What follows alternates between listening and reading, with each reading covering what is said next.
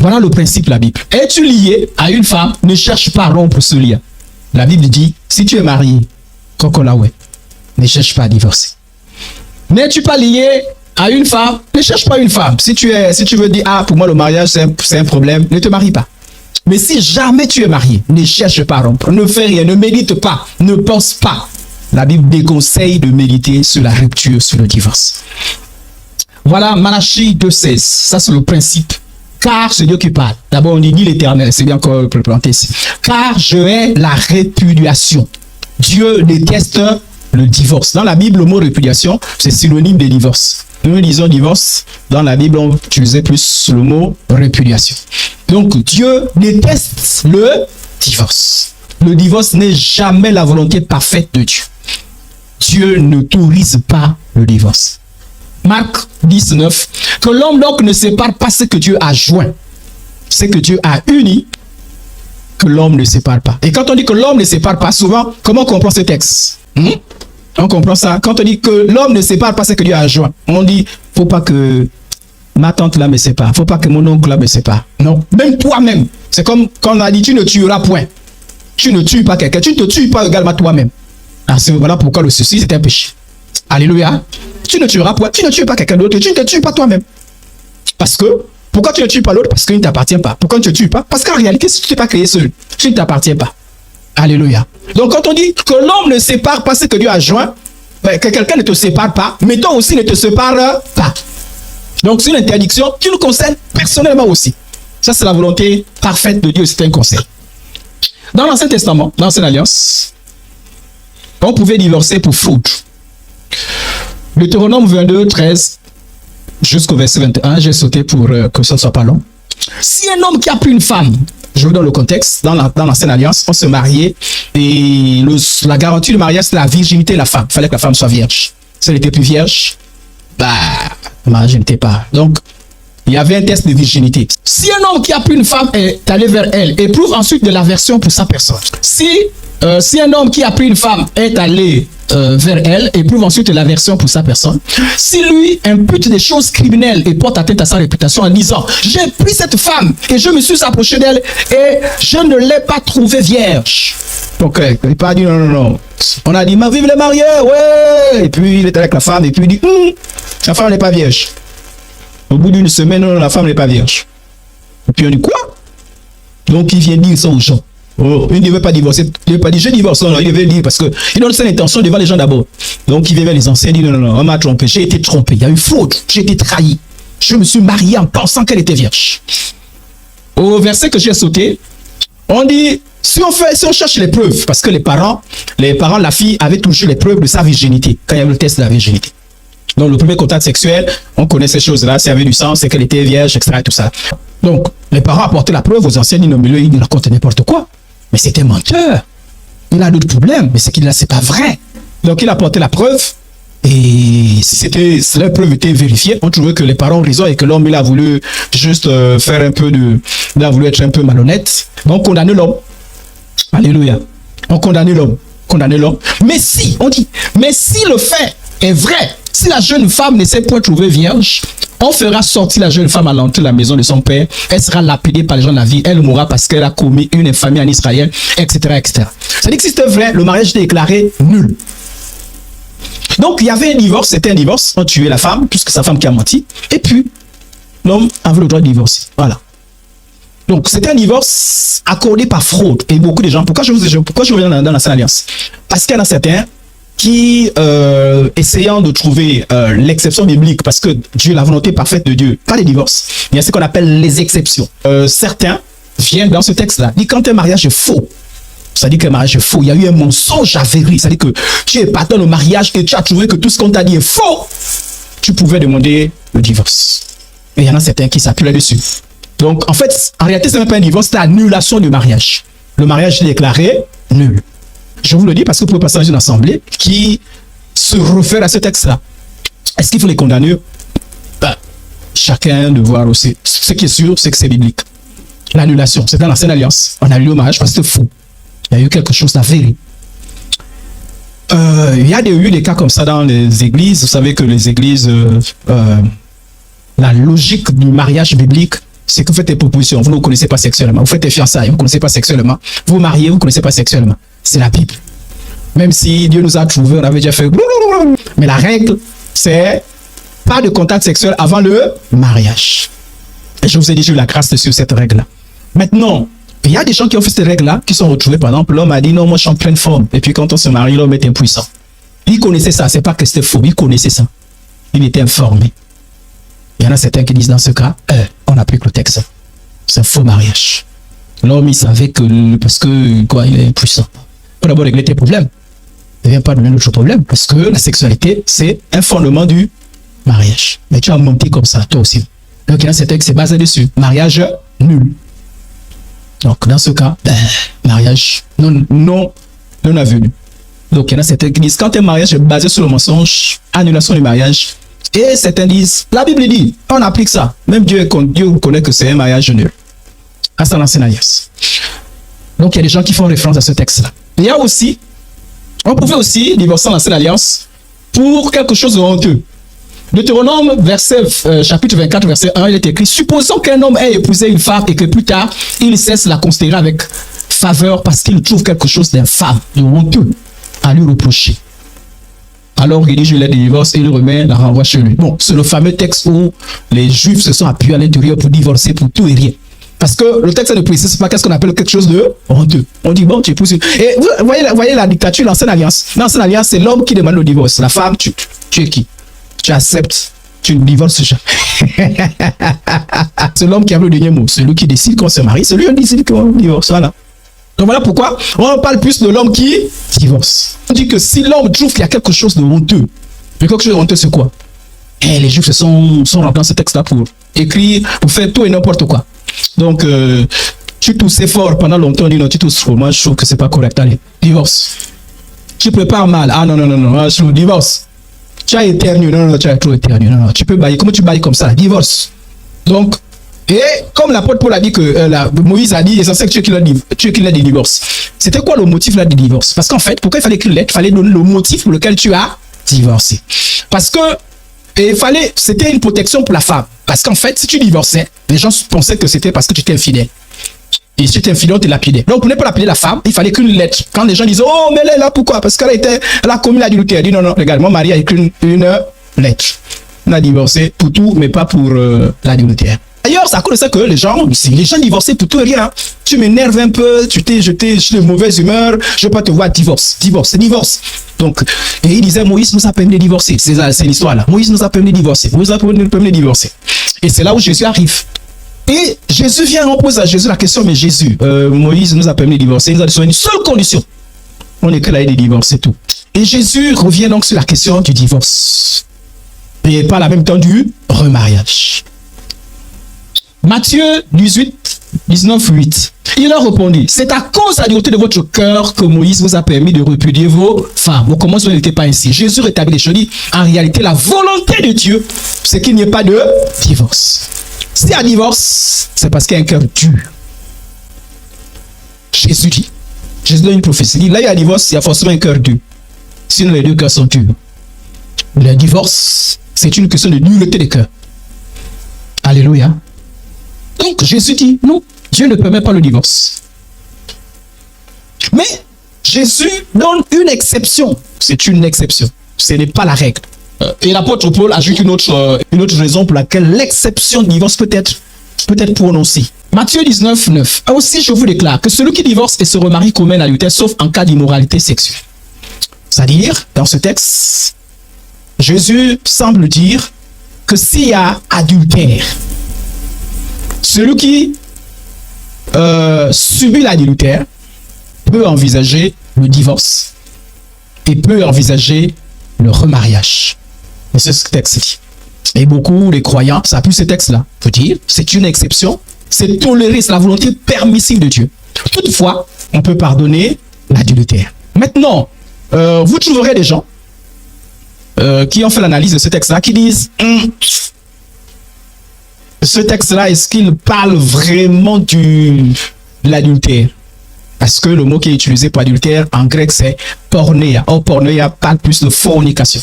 Ça, vous verrez dans certaines versions, on parle de fornication. Donc, est-ce que Jésus ne parlait plutôt pas des fiançailles? Que s'il y a trahison, infidélité sexuelle pendant les fiançailles, est-ce que le fiancé peut ne pas rompre les fiançailles? Possible. Possible. Mais il est aussi possible que ces textes-là puissent s'appliquer, d'ailleurs, dans beaucoup des églises, des saints, des vrais saints. Il y a des gens qui contestent la Bible. Il y a des gens qui ne contestent pas, qui lisent la Bible et qui ont une interprétation, qui pensent, qui interprètent autrement. C'est important que vous soyez informés de cette interprétation-là. C'est une possibilité. C'est une possibilité. C'est envisageable qu'à cause d'un adultère, quelqu'un qui a du mal à supporter puisse demander, parce que je n'arrive pas à supporter cet adultère-là, je ne veux pas vivre dans l'adultère, écoute, je me sépare. C'est une exception biblique d'un divorce.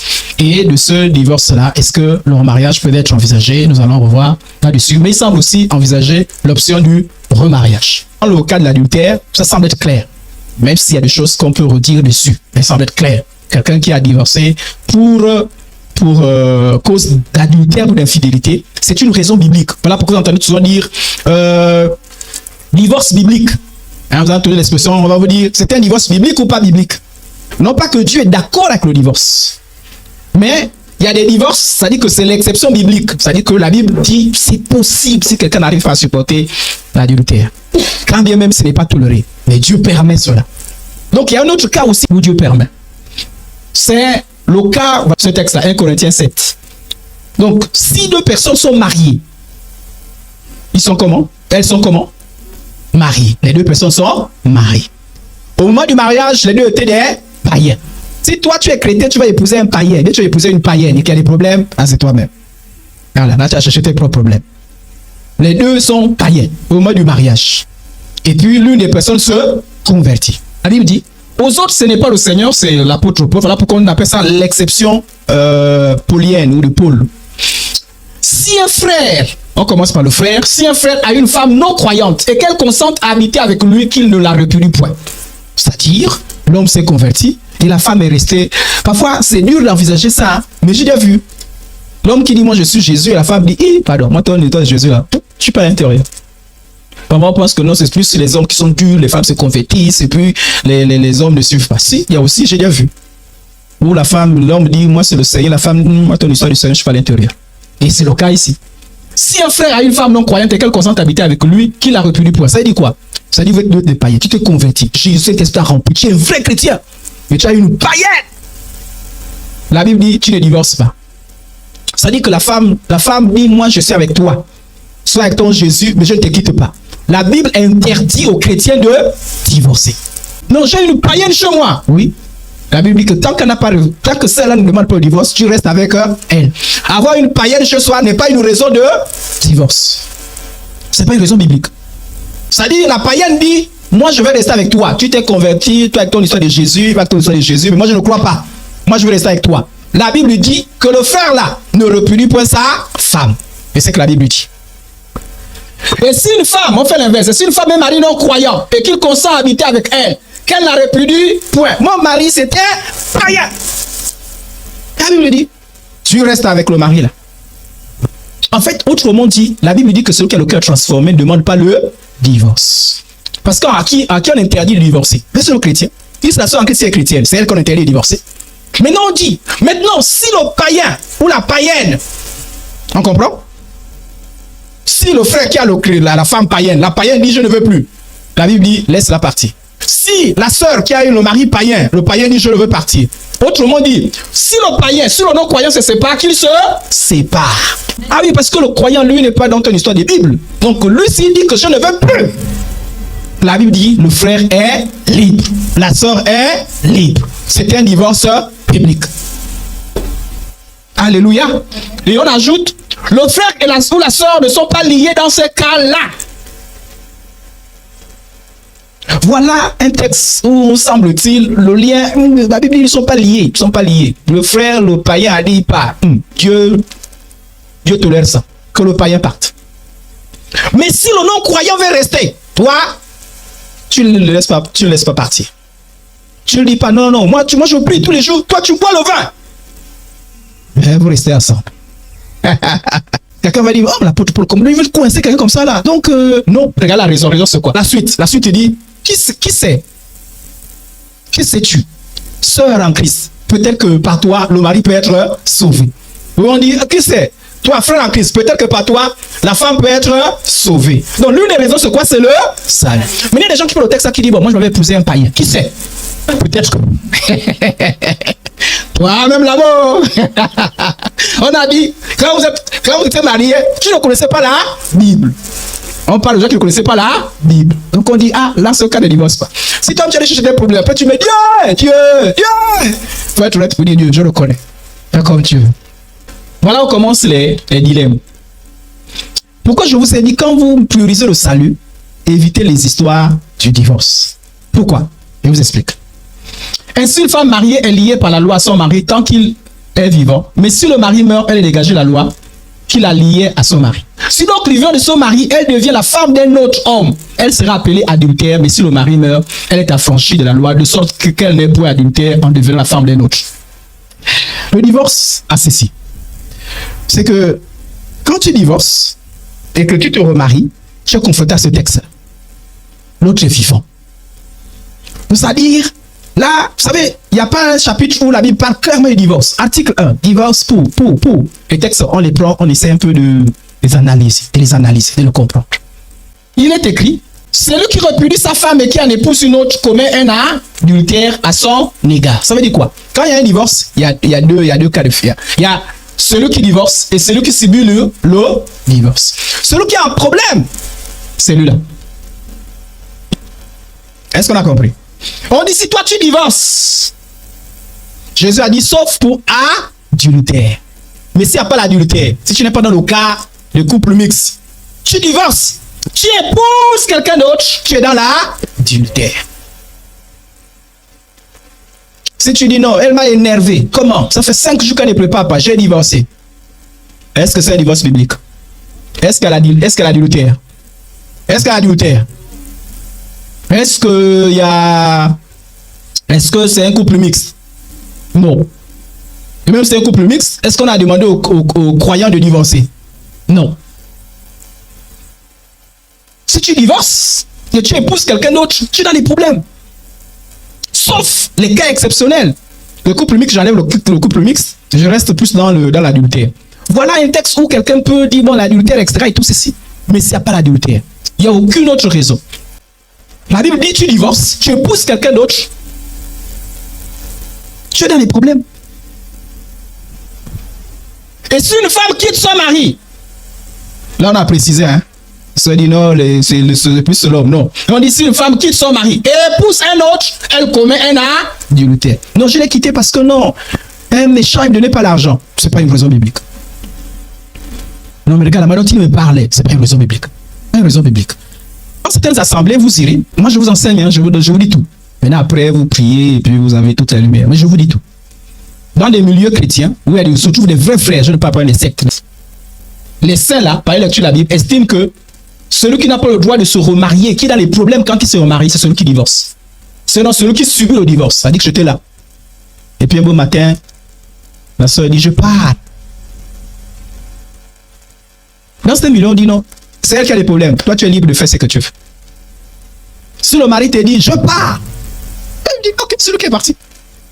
Là, tu es libre. Donc, on a tendance à penser que celui-là, lui-là, le remariage est possible pour lui-là. Parce que là, c'est clair m'a dit pour lui-là. Donc, quand je dis là, ça peut être une femme, voilà pourquoi je n'ai pas mis le visage féminin ou masculin. Ça peut être une femme comme un homme. Dès l'instant où tu divorces, tu vas te remarier. Tu es dans la terre. Parce qu'il y a des hommes qui font des plans. Il y a des femmes qui font des plans. Là, je veux tout faire pour que... Si ce n'est pas un divorce biblique, et vous avez un divorce biblique, on a l'adultère et on a les couples mixtes. 1 Corinthiens 7:11, si elle se sépare, qu'elle demeure sans se marier ou qu'elle réconcilie avec son mari et que le mari ne repudie point sa femme. Donc, autrement dit, à la personne qui s'est séparée, qui a divorcé. La personne qui a dit, je pars. On dit à cette personne-là, tu n'as que 2 options. Soit, tu restes comme ça, tu as dit, tu pars, non? Oui, tu es parti. Soit toi, tu te réconcilies. Donc, soit, tu as dit que tu pars, tu restes comme ça, soit tu te réconcilies. Et dans les milieux évangéliques, d'autres frères disent, ça s'applique à celui qui a demandé le divorce. Mais celui qui est tranquille, l'autre est parti, vous voulez qu'il fasse quoi? Il n'est pas condamné. Il est libre. Pire encore, si l'autre est là dans l'adultère, il est encore libre. Mais tout ça là, je vous ai dit, c'est les équations. Parce que moi, ce que je vais vous montrer ici là, c'est les équations lesquelles, parce qu'en fait, il y a un risque de péché. Dans le remariage, il y a un risque de péché. Donc, celui qui se remarie, voilà pourquoi, écoutez-moi bien. Voilà pourquoi lorsque la Bible dit, lorsque tu veux te marier et que tu rencontres la personne que tu rencontres dit, j'ai été divorcé, réfléchis 2 fois. Est-ce qu'on a compris? Si tu épouses un divorcé qui n'a pas eu un divorce biblique, la Bible dit toi-même tu tombes dans le péché. Voilà pourquoi je dis, rentrer dans les divorces, ça a des équations bizarres. C'est-à-dire, même pour t'épouser, on a des problèmes. C'est-à-dire, sauf si tu es dans le monde. Dans le monde, là-bas, c'est la gêne. Ils sont dans le 4e mariage, 5e mariage. Mais dans l'église, quelqu'un qui a suivi son enseignement, dit tu es divorcé. Donc, si tu veux épouser quelqu'un qui est divorcé, pose-toi la question. Pourquoi il a divorcé? Si c'est un homme, il a divorcé pourquoi? Non, sa femme était dans l'adultère, et puis elle est restée à l'intérieur, et puis paf, la femme est partie, et puis bon, voilà, il a subi. Certains estiment que oui, tu peux te marier. Ouais. Les personnes divorcées sont dans les équations bizarres. Parce que même la personne qui va t'épouser va faire des enquêtes. Ouais, c'est pas. Voilà pourquoi je dis, ne pas rentrer dans les histoires de divorce. C'est beaucoup de problèmes. Même au niveau de l'église, même au niveau des responsabilités, on fera attention à toi parce que tu es un divorcé. Parce que même pour les responsabilités d'un divorcé, il faut réfléchir 2 fois. Donc tu seras toujours... Voilà pourquoi ne rentrez jamais dans les divorces. Parce que c'est difficile. C'est difficile. Il y en a certains qui pensent que non, Dieu est d'accord avec toi. D'autres penseront que non, Dieu n'est pas d'accord avec toi. Tu es dans l'adultère, tu n'es pas... Parce qu'on a dit qui est répudié, qui épouse. Finalement, est-ce que... Il y a toujours des questionnements. Est-ce que le divorce était biblique? Est-ce que c'était pas biblique? C'est trop d'équations. Je ne sais pas si on comprend. Donc l'idéal, c'est d'éviter au maximum la question du divorce. Mais il y a des exceptions.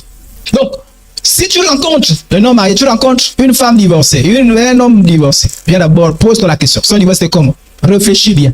Est-ce que c'est le cas d'un mariage mixte et puis c'est passé comme ça? Ou bien c'est le cas de l'adultère? Vous savez même des gens qui ont subi le divorce, qui ont estimé qu'il y a trop d'équations. Je ne sais pas si je vais me remarier, je préfère rester comme ça. Ceux qui ont subi, ça dit que l'autre est parti. Il y a certains qui ont dit, à cause de ces équations, je ne sais pas si je suis sauvé, je ne suis pas sauvé.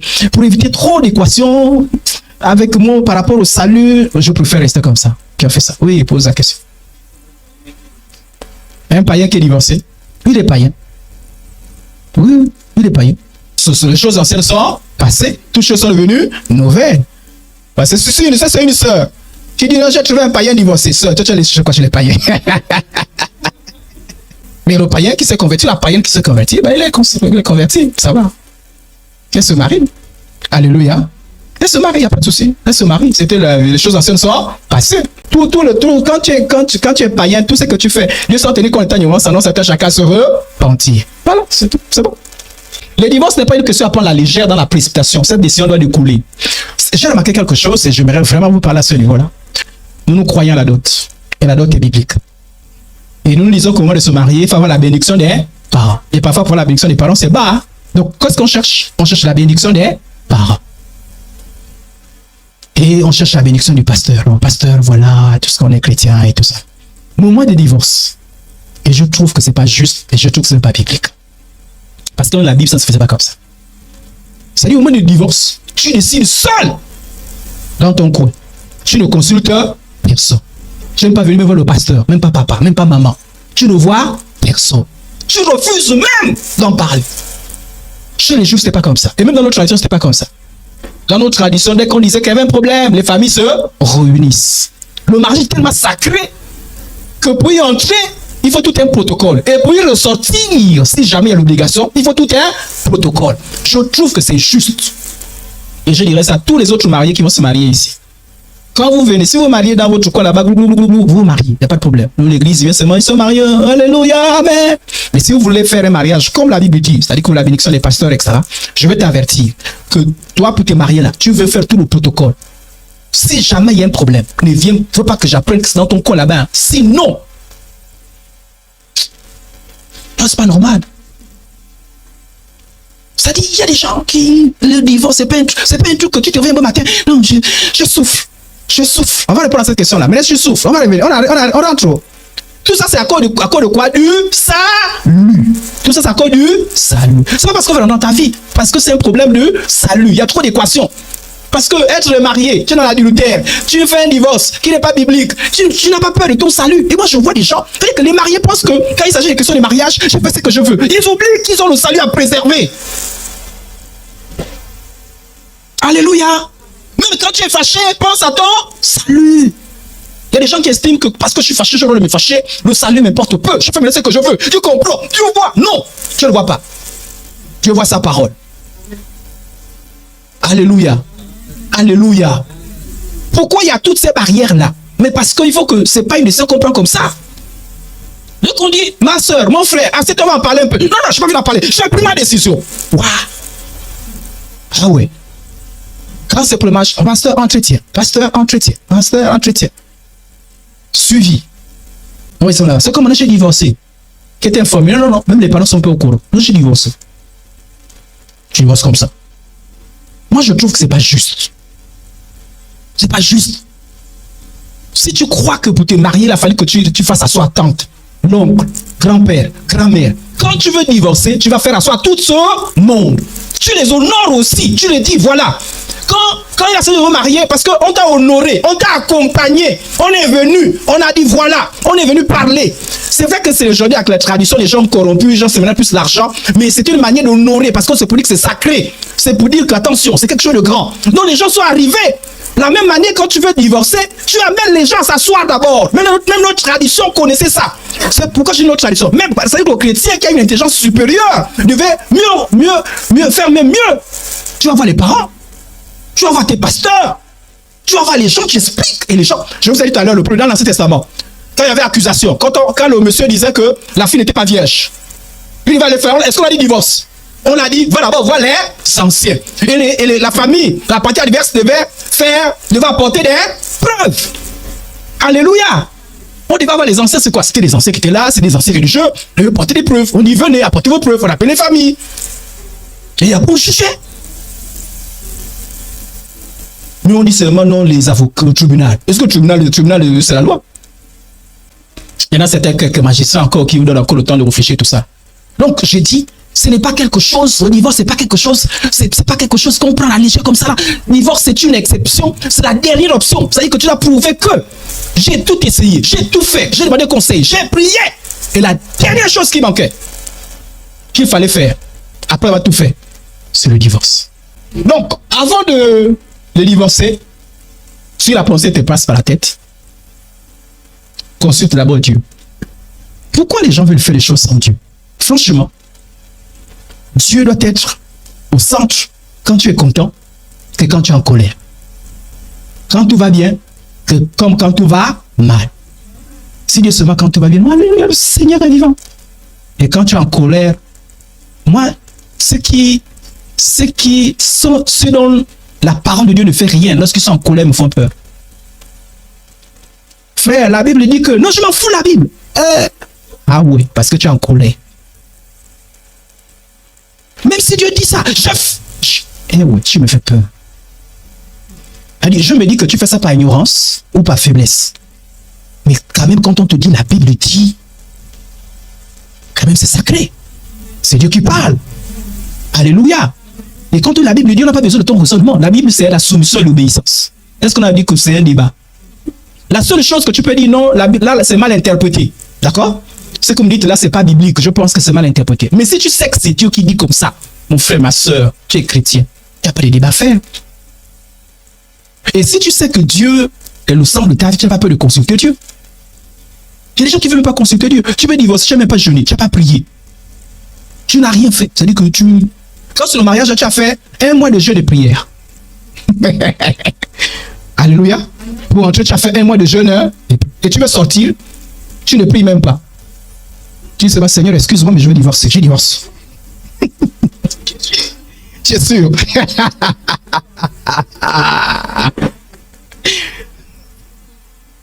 Si jamais la pensée te traverse, demande conseil aux aînés de la foi, qui sont des modèles en termes de mariage. Ah oui, hein, si tu tombes sur quelqu'un énervé comme sa femme, mon frère, je veux divorcer. Oui, divorce. tu es courageux. Moi-même, là, je suis en train de réfléchir, là.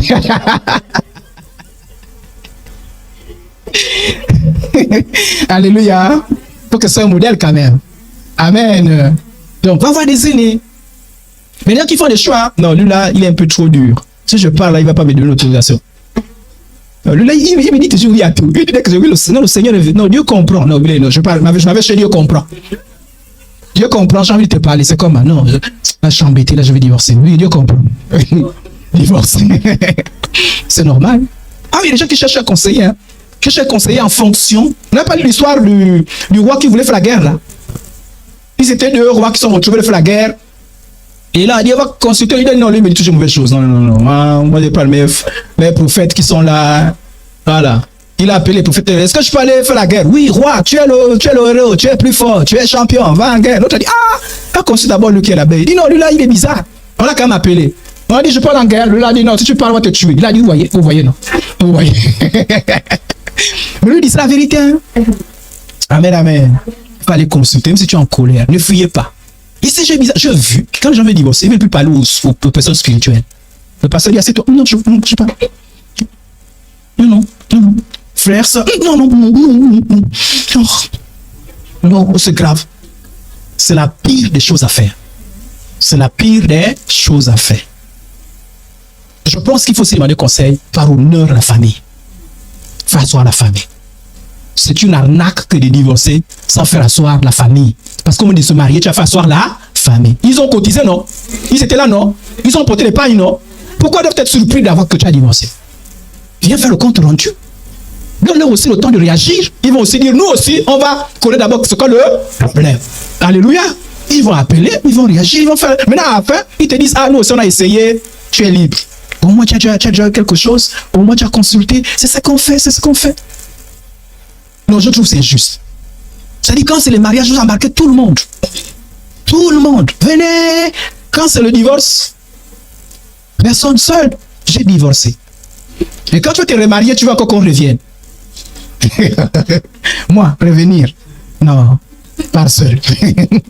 Parce que vous savez que, bon, si vous avez des... Imaginez vous qui avez des parents, vous accompagnez les parents. Parfois, c'est votre honneur aussi. Alléluia. Parce que parfois, même le divorce, c'est pour la personne, même votre propre parent a tort. Hein? Ça dit, vous avez envie de parler à la personne. La personne vous a désolé parce que vous n'avez pas laissé la possibilité de parler. Même vous n'avez du coup, vous avez honte. Parce que si l'autre vient vous parler pour dire, parce que les familles aussi parlent à la famille. Mais les parents, nos enfants là sont en train de divorcer. Vous avez dit quoi? Que elle ou il ne permet pas que nous, on puisse en créer la situation. On ne sait même pas. Et vous vous sentez déshonoré devant notre famille. La personne qui est fermée. Je trouve que c'est injuste.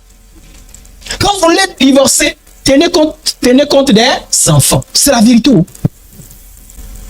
Moi, je pense qu'on fait un mauvais procès à nos parents en disant que oui, ils vivaient un mariage sans amour. Qui vous a dit que le mariage, c'est forcément l'amour que vous appelez l'amour philo? Oh non, il n'aimait plus. Là, c'est pas l'amour eros. Le vrai amour, c'est l'amour agapa. Oh, l'amour agapao tient compte des enfants. C'est pas le maboulisme que de dire à cause des enfants, je les divorce. Moi, je vous ai dit que moi, j'ai enseigné une fille. J'ai beaucoup de cas comme ça. Là. La jeune fille, elle me dit, monsieur, je parlais du suicide. Le suicide, c'est pas bien. Dis, monsieur, moi là, j'ai fait une tentative de suicide et là, je suis en cours de suicide. Je dis, mais qu'est-ce qui se passe? Dis, mon père et ma mère veulent se séparer. Pardon, veulent se séparer, merci. Veulent divorcer. Et je leur ai dit que si vous divorcez, je me suicide. Et ce jour-là, j'ai failli me suicider et ça les a bloqués. Donc là, ils sont en train de réfléchir. J'ai dit, vous essayez, je me suicide. Bon, je leur ai dit, bah, écoute, c'est vrai que tu les as bloqués, mais les choses d'écran, c'est choses d'écran. Il faut être libre, hein, parce que les grands que tu vois là, si les cœurs ne sont pas transformés, ils finiront par divorcer. Hein. Donc, pendant tout un trimestre, je disais, vraiment, laisse tomber ça, laisse tomber, et parle à tes parents, mais ne joue pas avec la question, un jour tu risques d'aller jusqu'au bout, etc. Et vous imaginez un enfant comme ça qui veut se suicider à cause de divorce. Donc, c'est méchant. Que dans tes problèmes, non, ah ouais, il n'y a que toi-même. Quand tu veux divorcer, pense aussi à l'église. Oui, parce que nous, quand tu te maries, on est content, non, vive le mariage. Quand tu vas te séparer, les gens, qu'est-ce que les gens vont dire? Donc, avant de prendre la décision, Pense aux frères en Christ. Ce n'est pas une faiblesse. Pense aux sœurs en Christ. Si tu estimes que ça va, que tu as essayé de peser les choses, tu estimes que non, là, vas-y, fais. Pense aussi à l'honneur de Dieu. Qu'est-ce qu'on dira de Dieu? Qu'est-ce qu'on dira de Dieu? Parce qu'il y a des gens, quand ils divorcent, ils s'en foutent de ce qu'on va dire de Dieu. On s'en fout. Pense ce qu'on dira de Dieu. Il y a des gens qui n'ont pas divorcé à cause de ce qu'on dira de Dieu. Ce n'est pas le maboulisme. C'est faire preuve de sagesse. Alléluia. Joseph, avant de divorcer, quand il pensait divorcer, il a prié Dieu. Dieu l'a dit ne divorce pas. Il y a des choses qui te dépassent. Ah oui, parfois des choses qui nous dépassent. Hein. Là, pourquoi on pense au divorce? Mais quand on consulte Dieu, Dieu parfois peut t'expliquer des choses que tu ne comprends pas. Dieu peut te dire, bon, regarde. Voilà pourquoi, peu importe comment le cœur chauffe, maîtrise le soi. Donc, au non marié là, il faut réfléchir. Vous voyez le marié, comment ça bouge souvent. Donc, toi, tu peux encore réfléchir. Toi, au moins, tu n'as pas les angoisses du divorce. Voilà, toi, tu n'as pas le stress. Tu es tranquille. Que faire lorsque on souffre dans son couple? C'est quelqu'un va dire, oui, mais moi, je souffre dans mon couple. Je ne suis pas loin de mon sujet. Tout ceci, c'est pour les raisons du salut. Il ne faut pas dire, mais non, c'est toujours le salut. Je le salue par rapport au couple marié. Parce que ça ne peut pas mettre les gens en enfer. Que faire lorsqu'on souffre dans son couple? Si c'est les bagarres, on te torture. Bon, j'ai mis aussi une image où on torture un homme. C'est possible. Ah, il y a les femmes qui torturent les hommes. Hein. Vous savez ça, non? Voilà. Faut toujours veiller, on ne sait jamais. Hein. Ah, peut-être qu'il y a les frères torturés. Hein. Non, ça c'est plus chez les païens. Les chrétiens ne se battent pas. Amen. Donc, même bon, il y en a certains qui se battent, hein, faut pas sûr. Hein. Ah oui, même les pasteurs se battent. Hein. Ah, attendez, laisse chaise au pont. Marmite. Et soit les enfants sont là. Bon, mais c'est bizarre, c'est plus la part de moi qu'on prend. Ah oui, soit les enfants garçons, ils tapent le papa. Hein.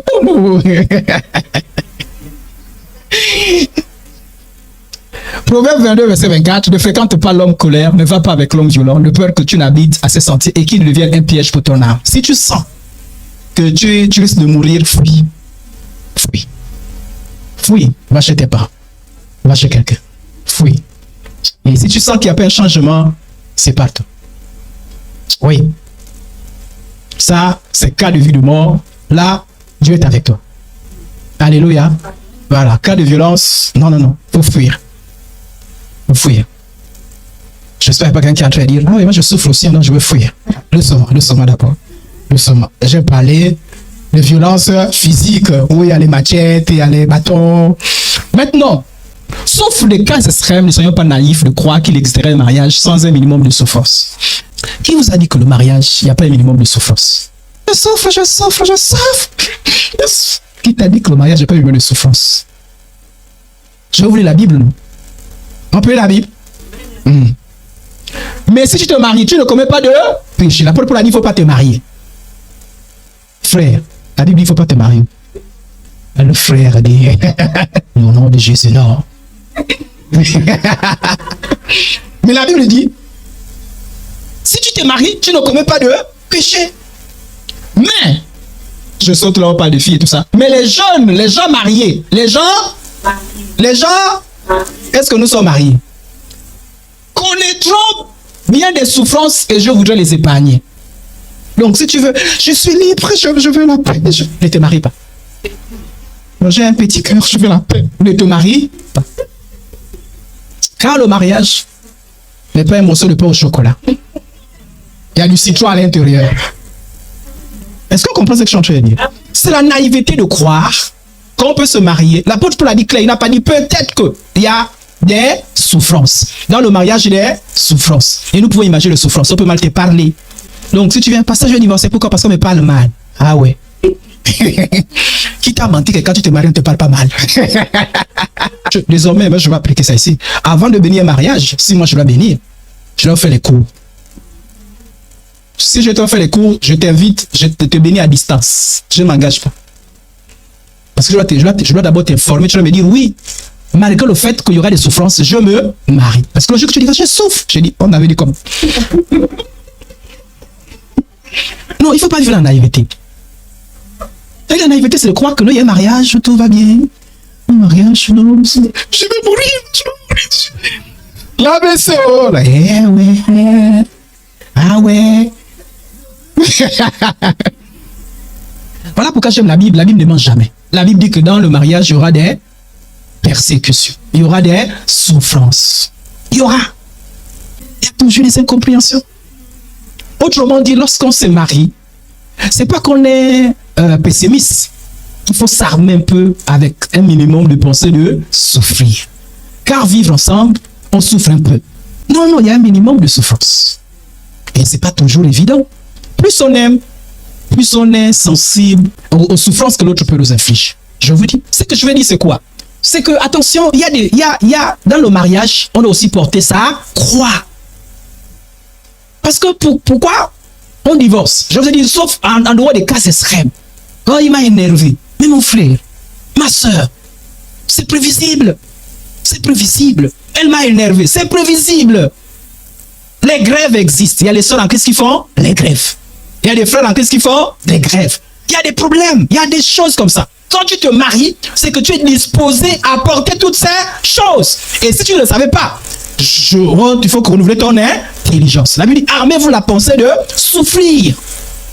Alléluia.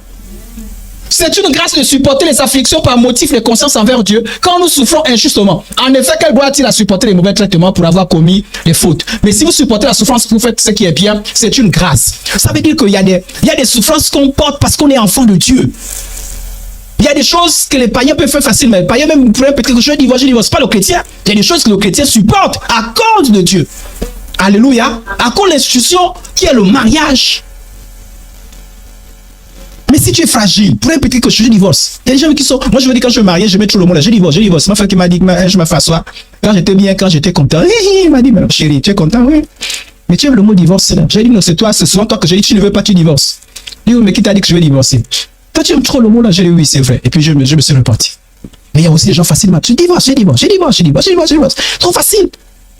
Dès que tu n'as pas mangé, je divorce. Donc, on a un peu mal parlé, je divorce. Peut-être quelque chose, je divorce. C'est quoi ces bêtises-là? C'est des bêtises. C'est pas chrétien. C'est l'immaturité. C'est l'enfantillage. Et ce n'est pas la gloire de Dieu. Alléluia. C'est un gros mot, divorce, que le chrétien n'a pas employé n'importe comment. On ne joue pas avec le divorce. On ne blague pas avec le divorce. Un petit problème de tension. Vous avez parlé un peu d'argent. Oui, on achète ceci, on achète au congélateur. La gaz, congélateur. Tu n'écoutes pas ton chose. Je divorce. Attends. Et paf, photo du mariage. Paf. On a toujours des symboles comme ça. Là. Voilà, on jette. Non et non. Alléluia. C'est de l'immaturité. Un enfant de Dieu, c'est les choses. Je supporte. Frère, c'est comment? Non, c'est dur. Oui, courage. Jésus est vivant. Sœur, c'est comment? C'est dur. Jésus a dit, supportez-vous les uns. Oui. Alors, comment faire du mariage un instrument? Comment faire du mariage un facteur d'affermissement à la foi? Premièrement, la parole doit être sage. Moi, j'ai peur des chrétiens qui pensent qu'ils sont chrétiens à un moment donné et ils ne le sont pas à un autre moment. Tu es chrétien quand tout va bien. Tu es chrétien quand tu as perdu aussi un parent. Mais si tu n'es plus chrétien parce que tu as perdu un parent, tu as le droit de dire ce que tu veux, de faire ce que tu veux parce que tu as perdu un parent. Moi, j'ai peur. Ce n'est pas un prétexte. Fais ce que la Bible demande de faire, mais ne fais pas des choses anti-bibliques. Donc, le divorce, c'est pas un argument pour convaincre l'autre. Parce que je veux parler rapidement, peut-être un peu de dialogue, un tout petit peu. Mais c'est pas un argument. C'est un peu comme les gens quand il y a une petite dispute. Tape-moi, ne faites jamais ça. C'est un démon qui passe par là. Ah oui, hein, je vous dis, hein, les paroles. Hein. Dès que vous vous disputez, oui, c'est tu es fort, tape-moi. On ne dit jamais ça. Parce que tu as affaibli l'autre. Et tu ouvres la porte à un démon. Divorce. Mon frère, ma soeur. Un démon peut venir pousser quelqu'un pour dire, bon, sois un homme. Fais ce qu'elle a dit. Divorce. Ne pleure pas après. Sois une femme. Divorce. Ne pleure pas après. Un enfant de Dieu dit toujours ce qui est conforme à la Bible. Maintenant, après, quand on commet des erreurs, il faut savoir les reconnaître et prier pour corriger ça. Parce que là, c'était même revenu à eux-mêmes. ont du mal à se repentir des bêtises qui sont sorties dans la colère. Ça, ils assument. Il y a des personnes qui assument les bêtises sorties de la bouche. Non. Non. Je vous ai dit, ça pourrait sembler comme un chantage. Je vais vous dire la vérité. Quand je préparais cet enseignement, je priais. Dieu m'a dit, parle aussi à ceux qui ont peur du divorce. C'est-à-dire qui ont peur que l'autre divorce. Et je tenais, je vais le faire à la fin. J'ai envie de dire, ne vivez pas la peur. Si quelqu'un doit divorcer de vous, qu'il divorce. Ne vivez pas la peur. Alléluia. Ne vivez pas la peur. Ah, quelqu'un va m'adonner. Non, ne vivez pas la peur. Vous serez des enfants de Dieu. Dieu lui-même prendra soin de vous. Amen. Parce que vous serez angoissé. Ne poussez pas l'autre divorce, mais ne vivez pas la peur. Oh, peut-être qu'il va divorcer, peut-être qu'il va divorcer. Non, soyez libre. Alléluia. Parce que c'est angoissant de vivre tous les jours et tous les livres. Non, non. Et si quelqu'un a l'habitude de faire ça, ben, il faut renoncer. Ce n'est pas, ne présente pas ça. Ce n'est pas quelque chose à présenter lorsqu'il y a, il y a des moments où des sujets houleux, il y a des sujets compliqués. Hein. Il y a des sujets faciles, des sujets compliqués. Quand vous soulevez ça là, ce n'est pas que c'est volontaire, mais c'est compliqué. Ah oui, c'est deux pensées, c'est deux volontés, c'est deux conceptions qu'il faut essayer d'harmoniser. Et parfois, pour harmoniser, c'est fort. Hein? Mais quand seulement dès qu'on se comprend plus, c'est fini. Divorce, comprend plus, divorce. C'est pas mature et c'est pas correct. Amen. Donc à partir d'aujourd'hui, laissez ça aux enfants. C'est une question. Je n'avais pas dit quelqu'un à l'intérieur, mais je dis, c'est à laisser ça aux enfants et nous marchons en adulte. Amen.